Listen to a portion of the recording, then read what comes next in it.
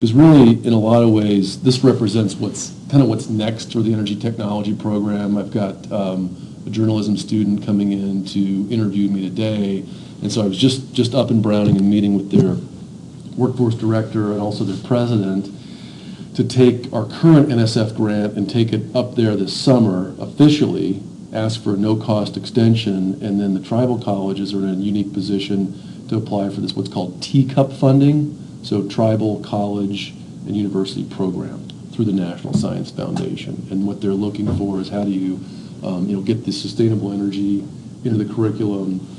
How do you also get sort of some high-tech things? So that's why, if we do the control system and the Wi-Fi, we can control this remotely. So one thing I'm also suggesting is that they use this Nest system. It's been very successful. I might have mentioned this not too long ago, but the MIT Energy Institute put out a white paper not too long ago in terms of, why don't you see more big successes in energy? Because we're sort of sitting on that little teeter-totter between, fossil fuels and renewables versus, like typically a medical breakthrough will make a lot of money and people will go invest in it, right? Because it's curing cancer or something. Or people will put a lot of money into an IT breakthrough. So you look at, information technologies like all the social media we have.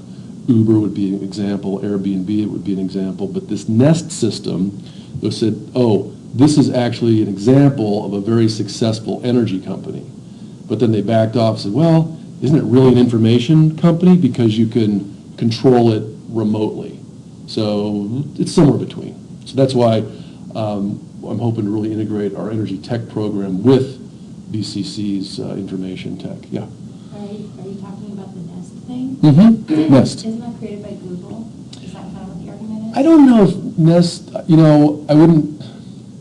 I know Nest started independently. I wouldn't be surprised if somebody like Google said, we'll buy that too. Yeah, yeah, that tends to happen. So the idea is that it can be controlled remotely? Yeah, so for example, on my phone, I can even show you this. So at my house right now, I'll sign on to the Wi-Fi network. So you have to be online, and the thermostat itself is online. The thermostat in the house itself is talking to the Wi-Fi signal at the residence. So, so here, for example. If you forget to turn your heat down, maybe you can turn it down. Well, yeah, and you can pre-program it just like a normal one. So one thing that concerns me is that my roommates have the upstairs heat set to 74. Oopsies. Okay, well, so I don't know. I'm like, gosh, how do you live? I mean, it's so hot. It's too hot. So what I can do is turn it down. Just turn it down to 72. So that's the upstairs thermostat. Yeah, it's like stiflingly hot at 74. I don't know how they really even stand it. Yeah, I complain when my roommate turns the heat up to 65. Yeah, I keep mine below 60, to be honest. Just like 60 feels great. If I walk outdoors and it's 60 degrees, like, yeah, that's a good day. So in the downstairs it's 64, and I can, if I wanted to crank it up, for example, to 70, it might change. It just said, okay, I'm heating now. So it actually tells you the temperature and then the state. And it's smart enough, too, that the thermostat knows where it is geographically, and it can talk to the Weather Channel, too, and say, I've got this cold front coming, I know what the temperature's about to be, I'm going to get in front of that thermal wave, if you will.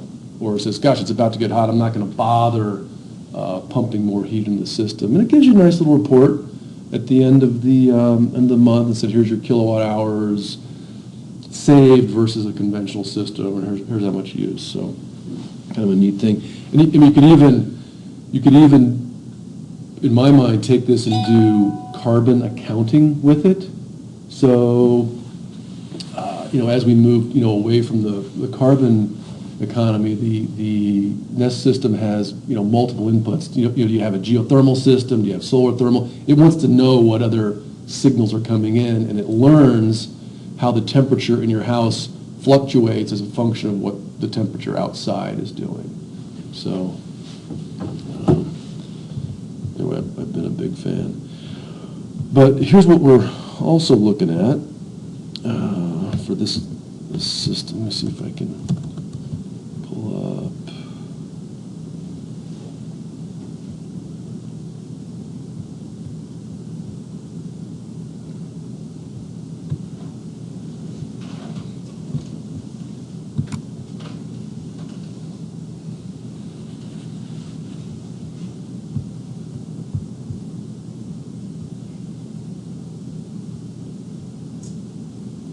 Your submissions on Moodle, Yeah.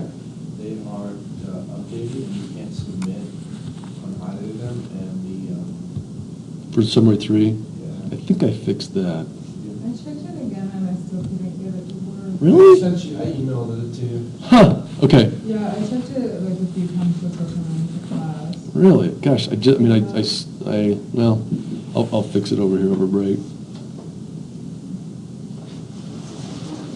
What's up, Rob? No, that's not it.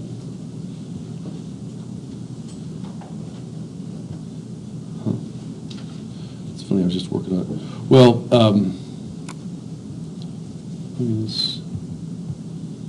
oh yeah, here we go.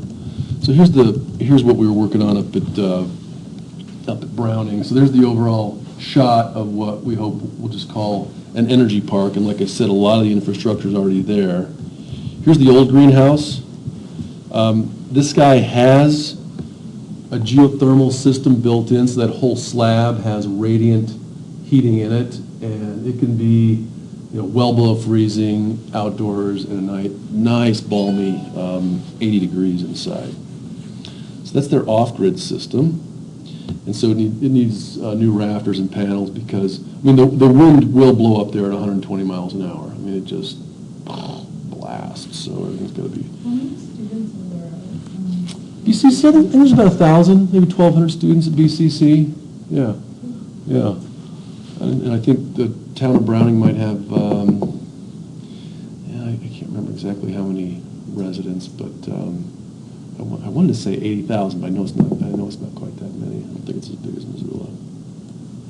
But also, they're very well connected with a lot of other tribes. So I also met with the Intertribal Buffalo Council, and so they've, listening to their stories about bringing the buffalo back, and tying that in with their health and some of their belief systems. So we're going to repair the 2 1-kilowatt systems that I just mentioned. Brian Kearns, who helped start the energy technology program here, is going to help us out with that.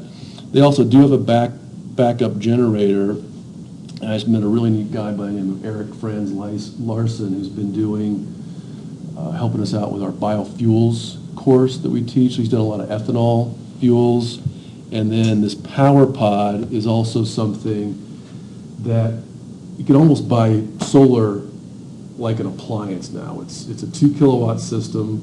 It's plug and play, goes in, and we were able to install 3 of them in about 4 hours in the Bitterroot. The electrician comes in, puts in the box, and away you go.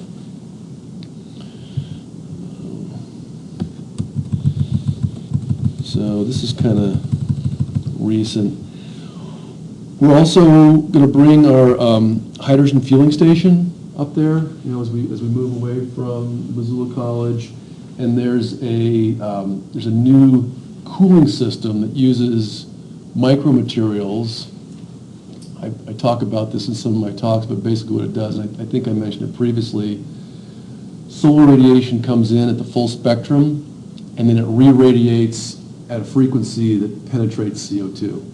So it'll re-radiate energy, so you've got heat coming off the front side straight back into outer space, and then the back side gets cold. It's a micro air conditioner.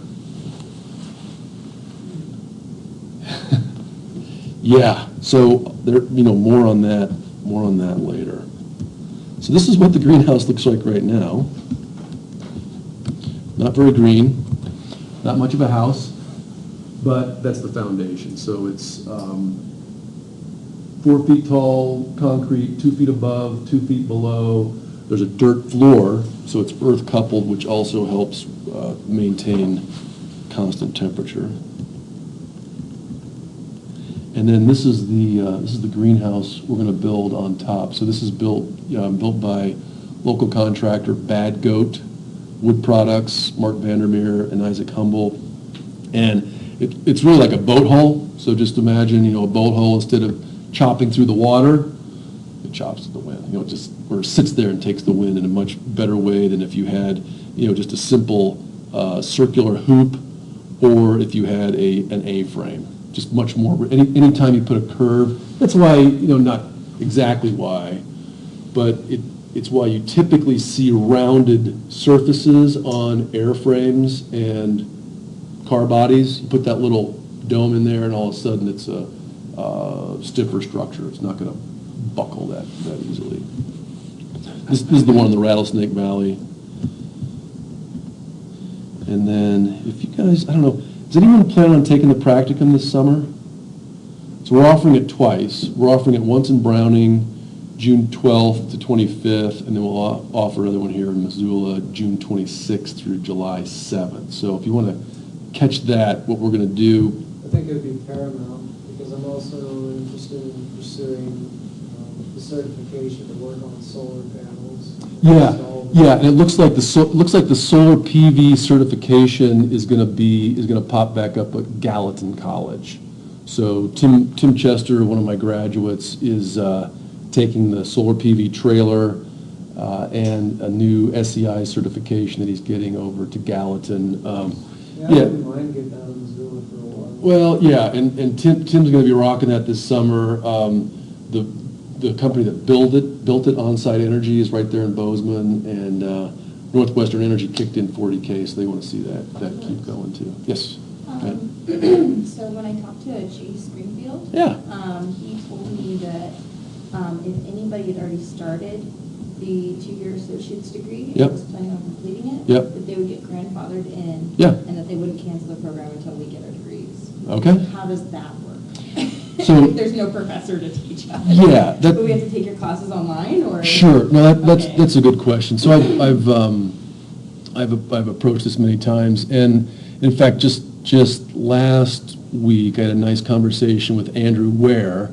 It was basically Professor Ware's decision to put energy and electronics into moratorium, and now I think he feels kind of bad because the idea was to take Leighton and Shen over into engineering physics. Well, he proposed an engineering physics degree program, went to the Board of Regents, and then Bozeman told him no. So that's like, poor University of Montana. But to answer your question about the degree program, I had really good conversations with BCC. And so, and you're right, and the dean did say this about a year ago. I think we had 30 or so energy tech students were in the room when she was making this announcement. They're all like, really? I signed up for this degree and you're going to, and so it's because, well, we will let you finish. So, and the other stipulation is if you want your degree to be from the University of Montana, not from somewhere else, at least 50% of the credits have to come from here. So, and I just talked with, the deans and in fact the president up there at BCC, and then they said, yeah, we'd love to host the courses up here. So you'll still have the same course content. Like I said, also, we've been invited to take the program to Sri Lanka, and so the courses will still be there, and if it goes through that organization, I'm fine with it too. So for me, I think we're in a brave new world of online education, and I think that some of the brand names of the universities where you get the degree are just kind of disappearing. So I'm trying to have a better answer than that, but okay. Okay. So that's where we are. But just to wrap up, a couple other things that we're going to do in Browning. Last year, we did solar thermal with air, solar thermal with water, and we did a rocket stove. So all 3 thermal technologies. This year, we're going to do wind, so we're gonna build our own wind turbines, and I'll show you the design we'll base that on. And then with these geothermal systems we're putting in at the greenhouses, we'll also do some geothermal. Yes, Mariah? I'm wondering with all of these combined technologies, what sort of like the total output or like the desired total output? Right, that's a really good question. So, when we get into geothermal, what you'll find is that the coefficient of performance, or the efficiency, depending on how you measure it, can actually be greater than 100%, which was a big surprise to me when I first looked at it. But the idea is that with a 50-watt fan, you can actually move more heat than 50 watts. Same thing even with those solar thermal technologies. You put it out there, and unless you move that heat away from the hot place, it sort of sits there and does nothing. So we'll get to this, but the rule of thumb on a geothermal system is you're right around 60 milliwatts per square meter, whereas solar, you're obviously 1,000 watts per square meter. And you didn't take 101, so you didn't read the 2008 paper, but all of those different, well, let's just pop it up here. All of those different technologies. And geothermal, is it used mostly for heating, or is it also used for? There's two basic flavors of geothermal. One's high enthalpy and one's low enthalpy. If you've got high enthalpy, you got something where you can actually make steam and make electricity. Low enthalpy is can be used for heating or cooling. So just thermal. Yeah, just thermal. Yep. Let me just show you. I'll show you this really quick, and I think it'll answer International Journal of Green Energy. There's one table that I think can help answer that.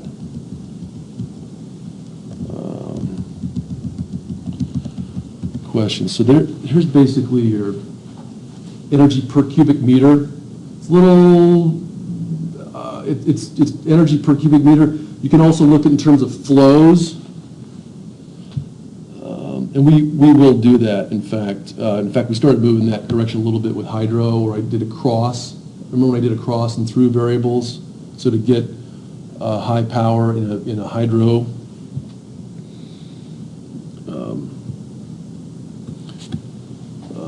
In a hydro system, you're going to multiply basically whatever pressure you have times whatever velocity. And you'll turn that into a kinetic energy to get how energy dense that system is.